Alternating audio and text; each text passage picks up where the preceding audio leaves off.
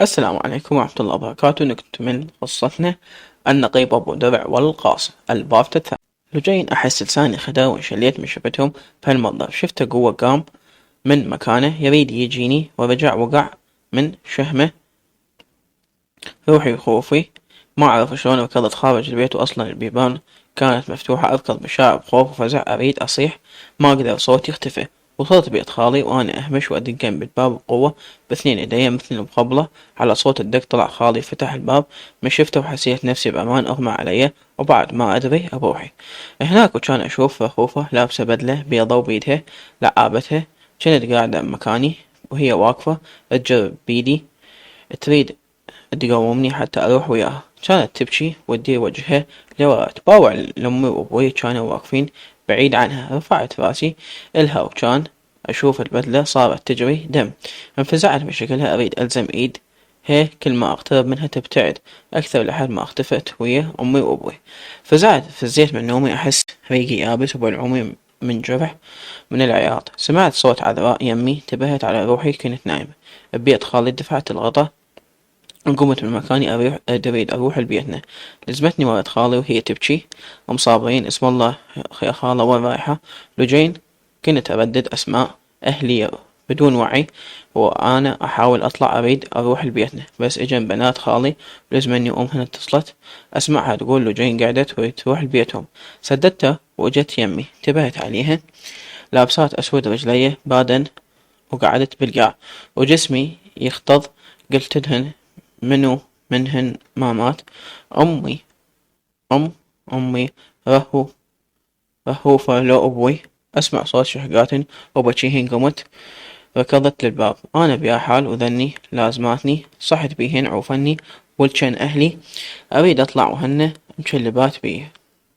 شوية وإجا ابن خالد شبير لازمني من جهة وصابرين من جهة مشوني السيارة. ومرت خالي حطت حجاب على راسي قعدوني بالسيارة هن صعدن وياي. طبعا كل الوصف والشبع لو أجمع من عين الكتب ما أقدر أوصف شعوري بذاك الوقت.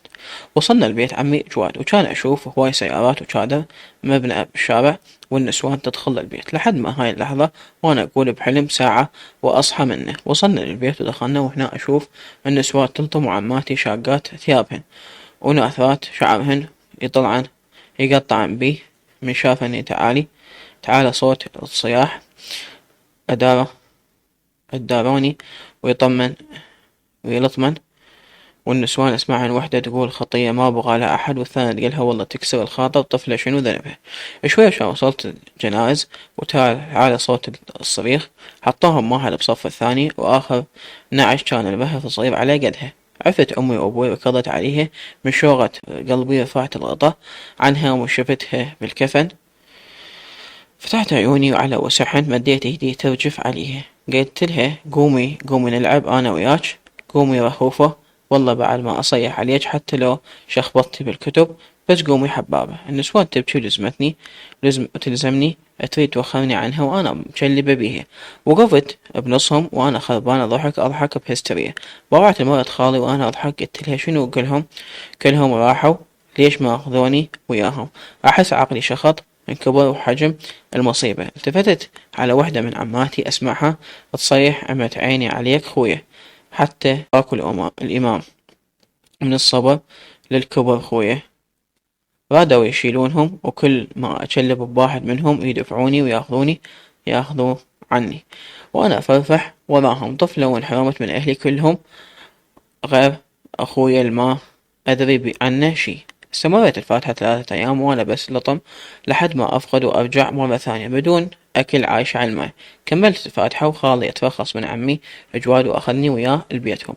مرت خالي بعذراء يصبرن بيه وأنا بيا حال عبالهم كلامهم يبرد ناري وما يقدرن جميع كلمات المواساة ما يقدرن يواسني. أبو صابرين سمعي خالي أنا راح أحكي وياك باعتبارك مرة كبيرة مو طفلة أريدك تفهمين كلامي. انتي الشاهدة الوحيدة على مقتل أهلك واحنا ما شفناش جيتي تفقدين مفزوعة. ركضنا لبيتكم بس قبل ما نوصل اتصلت بعمك جواد قلت له الحقنا البيت أبو كرار. وأنا أركض حكيت للصار ولما وصلت شفت الفاجعة والأفجع منها القاتل أخوك. بس كرار كان مو بوعيه وما أخذ حبوب كبسلة، بس من صحة اعترف وقال أنا قتلتهم بتحريض من عمي عدنان، هو المحرض للعملية، وأنا حتى ما أذكر شلون حملت السلاح وشلون قتلتهم، وكل ذكرى صحيت وأنا بالمركز. يا هسه وهسه يا خالي أخوك وعمك بالتوقيف، بس على الأكيد عمك يطلع لأن ماكو دليل ضده، والسلاح عليه بصمات كذا، بس ما له أي أثر العدنان. وأخوك مو غاصب حتى يروح أحداث، أخوك رجال بالغ مو طفل، لذلك إذا ما انحكم إعدام فالأكيد راح ينحكم مؤبد. لو جاي خالي يحكي وأنا دموعي تصب عليه. أمي كانت تريد زوجه وتفرح بيه وتقول وحيدي أريد أطفالي يترسون البيت، تالي موتها بيد الحقير. لماني خالي الحضنة وهو يبكي وأنا أبكي. ثاني يوم اجا عمي جواد وقال بنت أخوي تعيش يمي، رفضت لين أكره روحتي يمهم، يظل يشرب يضرب مرته وبناته. أبو صابرين والله يا خالي أتمنى تبقين يمي، عين غطا وعين فراش، بس شوفت عينك عمك يريدك وإحنا مالنا حق نتدخل، انتي بعدك طفلة وقاصر، لذلك أمرك بيد عمك. علي، اسمي علي، عمري 32 سنة، شعري لونه بني وعيوني عسلية، بشرتي حنطية، نقيب بالجيش، طول وضخامة، صاحب عضلات ومتون، أعراض جنودي، أطلقوا علي لقب أبو درع، لأن من دخل داعش للعراق وبقتها كنت برتبة ملازم، بكل مداهمة أنا لابس الدرع ومرات أنام بي متهيأ إلي الهجوم، لذلك لقبوني أبو درع. عندي أخ واحد أكبر مني اسمه حسين، متزوج بنت خالي وعنده أطفال 2، ولد وبنت محمد وكوثر، وأخوات 2 أصغر مني متزوجات، واحدة ماخذة ابن عمتي والثانية غريب محافظة بعيدة. كل فترة طويلة تجينا مرة أنا خاطب بنت عمتي شيماء، أنا وهي نفس العمر، خطبنا بعد ما لحت أمي علي حتى أتزوج، لأن أخويا وأخواتي كلهم متزوجين مستقرين إلا أنا. أحس نفسي مثل الطير الحر، ما أريد أرتبط، ويمكن كثرة علاقاتي خلاني ما أثق بجنس حوا، مع احتراماتي للزينات طبعا، بس الشين عم على الزين. بهذا الوقت لذلك صار يريد يختار شريكة حياته تصونه بحضوره وغيابه، لازم يختارها بتمع. بنت عمتي ما عليها قصور، أمي دوم تمدح بيها، لذلك قلت لها اللي يجريه يريحك سوي. الضابط همام سيدي ألغينا القبض على المتهم المدعو حربي علي. رفعت راسي وطلبت منه يدخله، ثواني بصاب حربي قدامي، روعت له وأنا أطفي جراتي بالمنفضة وقلت له حي الله من جانه، يا هلا بالأستاذ حربي. نورت. حربي سيدي والله أنا مظلوم، سيدي علي بويا أدري بيك مظلوم، احنا مو خوش وادم وعدنا عداوة وياك، هذا حظك ونصيبك، شو مرك بين يدينا. روعت للضابط طلبت منه يدخل. المرة دخلت وكانت مرة كبيرة بالعمر بس قوية، ولابسة شيلة وعبانة وعباية وحنكها وإيدها دق بالزراق. قمت على حيلي توجهت إلها وقلت لها تفضلي يمه اقعدي هنا. المرة مشكور يمه، ربي يحفظك حبيبتي. علي احكي لي حجية شنو سالفتك؟ المرة والله يا ابني شوفت عينك، انا مرة شبيرة من اهل الله، وولادي 2 هم بالحشد استشهدوا وعافوني، قوم لحم برقبتي، وحدة من الشناين من كان رجلها عايش كانت ما عاجبتها عيشتنا الفقيرة، ذلك من استشهد رجلها شمرت أطفالها علي، وراحت من هذا يوم وذاك يوم ما شفناها بعد، والثانية لما أخاتها وقعدت عليها عبن معدل أخوش مرة ما رادت فروخات تتشرد ويعيشون بلا أب ولا أم. أنا وياها تساعدنا على العيشة، وهي باعت ذهباتها، وأنا جامعة كان فلس من راتب الرعاية لميناها واشترينا هويشة، بس الهاشة من اشتريناها كانت حبلة، وكان بعد شهر قمنا ناخذ من حليبها ونخثر روبه ونبيع، بس الهاشة تمرضت ما تاكل، واحنا مكاننا بعيد عن البيطرة، من طلبنا من الدكتور يجي يعانينها ما قبل، قلت خلي أنا أخذها له. طلعت أدور على سيارة حتى أخذ الحلال للبيطرة، طلعت وأنا مدوهنة بزماني، وذني مصدر رزقنا تلقاني. هذا الزلمة من شافني محتارة وقال لي بما انه واقعة بشدة اجا وعرض علي مساعدة، قال عندي سيارة حمل وانا بالخدمة. صعدت وياه رديت الحوش حتى ناخذه للطبيب. صعدت انه نسيت جوزداني بالحوش. رحت اجيبه واجي بس رجعت ما لقيت لا السيارة ولا الحلال. رجعت المكانة وسألت على أصحاب السيارات اللي يعرفونه وصفوا اللي ودلوني بيه وقالوا هذا أصلا حرامي والوادم كلها تعرفه، جابك انتي عليه. قلت لهم حظي جابني عليه. علي طول ما هاي المرة تحكي حربي بلعن بريقة. طلبت من الحجية تروح وحقها أرجع إلها. اي حربي باش احكي لي وين الحلال المرة؟ حربي سيدي والله كذاب ما اعرفه. علي ضابط همام الظاهر راح يتعبنا وانا مالي خلقه. روح احضر الضيافة ولا تنسى توصي الشباب اريدهم يضيفوه ويقيمون الواجب، لا تفشلونه ويا استاذ. حربي سيدي رحمن اهلك كل شي ولا الضيافة. علي اخذوه. والله للعصر الاخ كت الاول والتالي بس المصيبة طلع بايع حين الحقيقة. اهله وعمامه متبرئين منه ومن قد مشاكله وفصوله. قلت له وين الفلوسهن؟ ومن الخوف طلعهن من جيبه بس كان المبلغ قليل وما ادري وين صرفه. وانقهرت على الحجية وهي ما عندها غيرهن مصدر رزق. طلبت من الضابط كملت الفلوس قلت له تروح تشتري غيرهن للحجية. ثاني يوم رجعت المرة وفرحانة وتشكرني. كنت محتاج دعاء من قالت يمه الله يفتحها بوجهك وييسر امرك ويشفيك شر ابن ادم.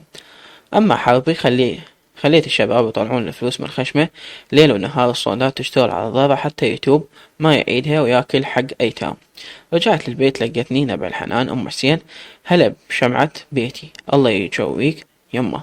علي جبت راسها بستها وقلت لها صرت زين بشوفتك يا الغالية ام حسين، فوت يمه حلل هدومك وارتاح بعد بين ما اصب لك الغد. علي ما اريد يمه والله شبعان كلت بالدوام. بس الصداع ذبحني رايد استكان شاي من ايدي. طيب راحت الوالدة تسوي شاي. اجوي كوثر ومحمد يمي، محمد بصف خامس ابتدائي وكوثر بصف ثاني. ظليت اشاقة وياهم رغم تعبي وألم راسي بس أحبهم من أشوفهم وأرتاح يروح التعب. شوي وإجا حسين ومرته وأمي هم جابت الشاي وإجت التمينا كنا. أم حسين أدري يا يمه بنت الوادم أنت مخمرها يم أهلها صار لك 6 أشهر من كملت العقد ولهسه ما تقبل تتمم الزواج. ليش يا ابني؟ يعني أنت مطبق المثل لا أنطيك ولا أخلي رحمة الله تنزل عليك. شنو أنت بلسانة قلت لي اخطبيها ومن خطبتها خليت بنت عمتك معلقة الوراها الخطبا وعبسا واحتمالي حبلا وانت بعدها وهي بعدها. علي خليت الاستكان من ايدي على الميز جليت صوتي وحكيت هذا هو حجية شو تفصلين انا بس كنت مشغول واندارات وحتى ما مرتاح. خلصت وداعتك بس بعد شهرين يتم العرض. ها بعد تهدين بس كونش راضية ومحسوني.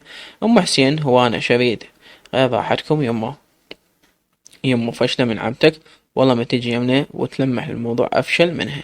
حسين قابل شالتها على قلبها وتعجب بيها بهيج عقليات وأنا تأخرت 6 أشهر هم يردون بعلي ويدرون بدوامه وما فارق عليش يلحون. هاي لو باقية سنة شي يصير أم حسين؟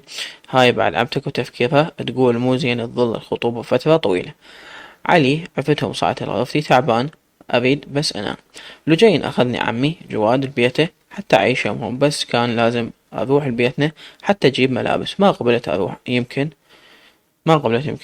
إذا أروح أن أموت بمكاني من الذكاء إذا قبل بس كنت شخصيتي ضعيفة. هسه بعد صار أحس مالي وجود وجبانة إلا بعد الحدود اللي يضربني راجدي أنطي الخد الثاني من الخوف. ما عندي غير حل ومو بيدي أخذني عمي يمهم وأنا كارهة روحي أحسن على ساعة تخبط.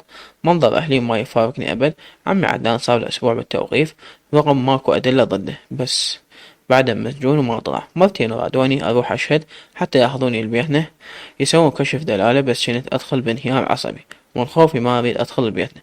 مرت 9 أيام على وفاة أهلي حتى أخذت من الغرفة ملجأ وبيت أحزاني اللي أبد ما طلع منها حتى أكل. مرت عمي تجيبه للغرفة بس ما كنت آكل من تجبرني أخلي لقمة بحلقي فترة قصيرة بس صرت عبالك شبح من الضعف. السواد جوا عيوني وصل نص خدي وكل هاي الفترة ولا نوم ولا أكل.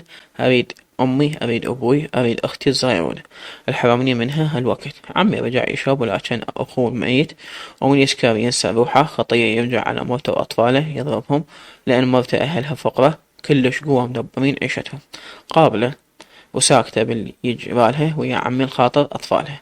يمكن إذا راد يشرب إذا راد شباب وماكو فلوس يستعد يبيع واحد منهم الخاطر السم يشربه. كنت أخاف من أسمعه يضربهم وأسمع صريخهم شلون يتباكون، بس من يصحى الصبح عادي يقعد يضحك ولكن الباحة يضرب بيهم ومدخلهم رعب بسبب أسلوبه. ثاني يوم الصبح طلعت الحمام، سمعت الباب يندق، التفتت الباب ورجعت بدأت أكمل طريق الغرفة. ما شفت ابن عمي الصغير ركض حتى يفتح الباب. استغربت لصوت خالي سمعته واقف بالمول يسأل على عمي. أحس روحي ردت لي، ركضت حتى بدون حجاب، حضنته من كل قلبي وصرت أبكي وأشهق بعبراتي. قلت له خالو ليش عفتني، أخذني وياك، الله يخليك لا تعوفني هنا. رفعت وجهي أباوع الخالي بنظرات ماليها الحزن والقهر. أحس نفسي سبيت بدون أهلي، وحيدة مالي أحد. أباوع بعيوني مليانة دموع دنق باس راسي. راد يحكي طلع عمي، طلب مني يدخلوني المضيف. كان خالي جاي وجايب وياه 2 ضباط. دخلوا المضيف، مرت عمي سوت شاي إلهم. دخل جعفر بن عمي وقال أبويا يصيح لك يردوك يمهم. دخلت الغرفة، أخذت حجاب خليته على راسي وطلعت، بس أخذتني الرجفة ما أعرف ليش. وصلت يم باب المضيف، سمعت صوت عمي يطلب مني أدخل يمهم.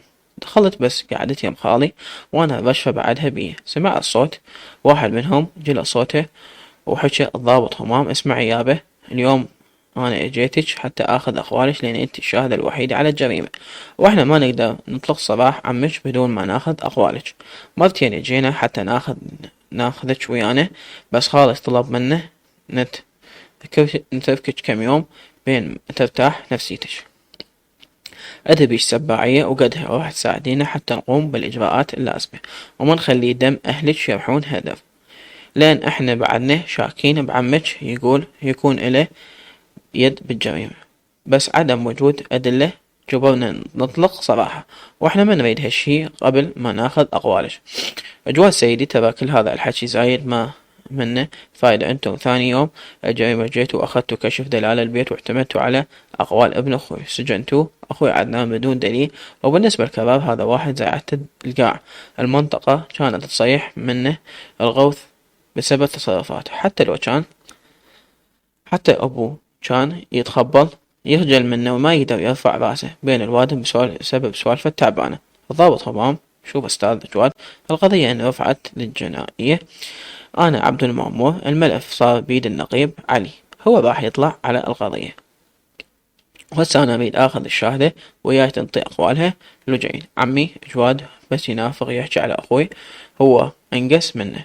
لبست عباية إسلامية ودبيت الحجاب على راسي. كلام الضابط شجعني حتى أروح وياه.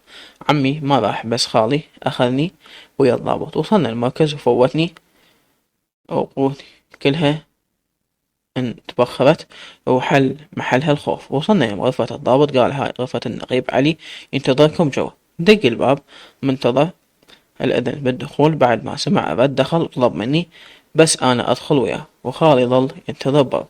أحس رجلي ثقلا من الخوف، شالي نزل على وجهي. كل شوية أقول راح وقع يغمى علي. الضابط طلب مني أقعد على الكرسي المقابل للميز، قعد وهو طلع وسد الباب